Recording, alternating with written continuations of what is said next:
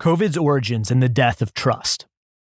Public releases the proximal origin documents, what they show, and why they're historic. Public has just published the cache of communications of the scientists who penned the key article, The Proximal Origin of SARS-CoV-2, that was used to dismiss the possibility that COVID-19 was caused by a lab accident. Michael Schellenberger, Alex Gutentag, Leighton Woodhouse, and the rest of the staff of Public can't be commended enough for doing the hard work to get this material out. And I strongly recommend that anyone with time read the docs from start to finish. If you read the documents up at Public like a novel, and follow the chorus-like Slack exchanges between the four key scientists as a drama with a beginning, middle, and end, it's hard to miss the brutal lesson.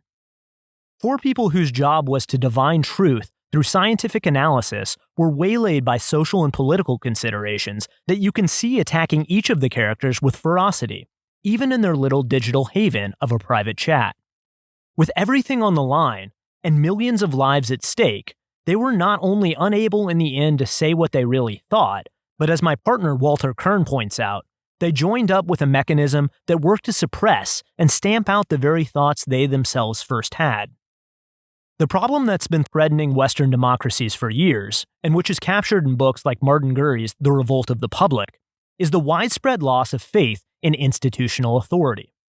At first, this was a technical problem, caused by a monstrous new surfeit of information on the internet, allowing the public for the first time to see warts that were always there.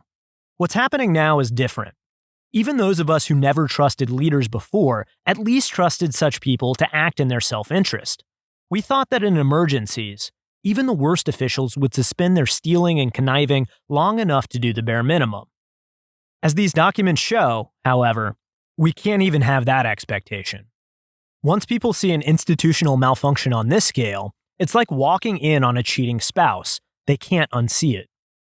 That's what these scientists were risking when they played around with a lie this big.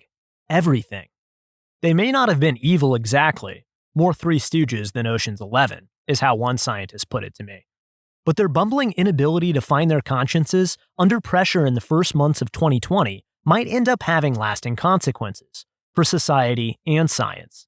In any case, conceding that in media we get lost in the moment a lot and often think what's happening today is far more important than what happened yesterday, what they have over at Public is historic stuff. I hope you find time to discover it for yourselves. Thanks for listening to the audio version of this article. For more, visit racket.news.